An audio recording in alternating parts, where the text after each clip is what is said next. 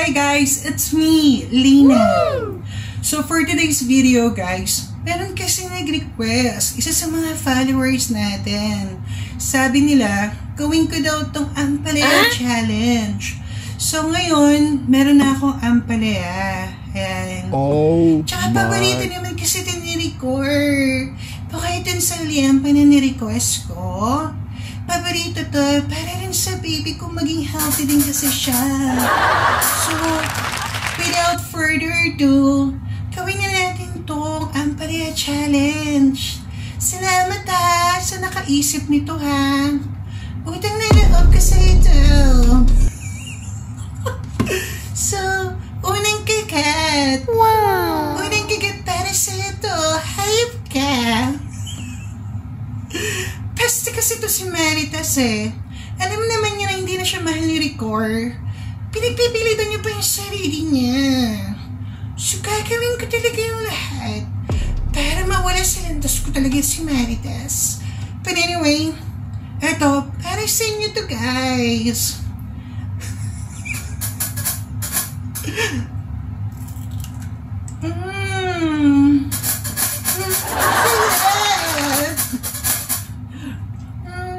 Ang sarap naman ng Ampalaya guys.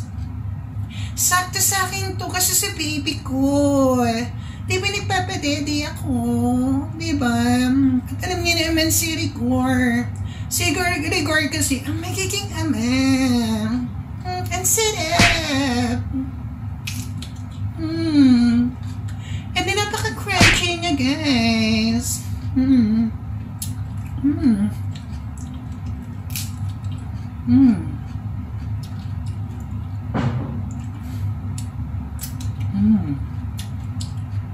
Ang sarap!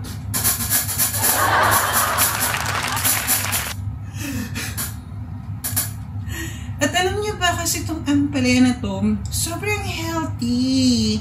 Especially mapapadeday na ako sa baby namin ni Ricor. Kailangan kumain ito ng marami guys.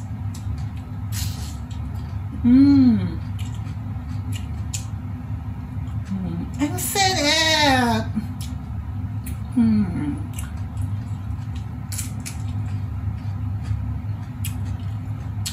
Alam niyo ba, paborito ko itong Ampalaya. Sa lahat ng mga gulay, ito talaga yung paborito ko. The best talaga.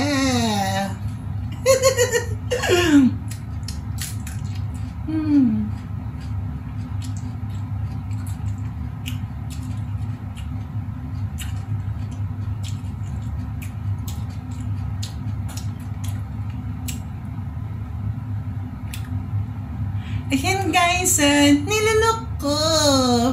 Pero si Ricor, nilanok ko lahat at walang tinira.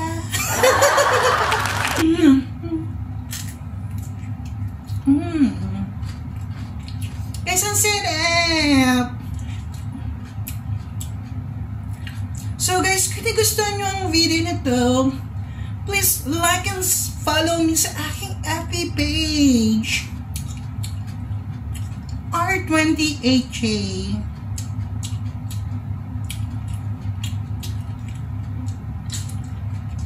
Tsaka mapapanood nyo ako guys sa Batang Quiapo. Ako yung gumaganap bilang Solina. Ako ang magiging asawa ni Ricor. Yun nga, diba? Ricor, pwede ba mag-request? Gusto ko ng info, Ricor. Ricor.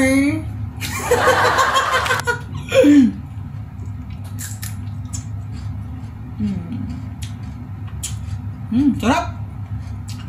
Guys, so sarap naman. So, ayan.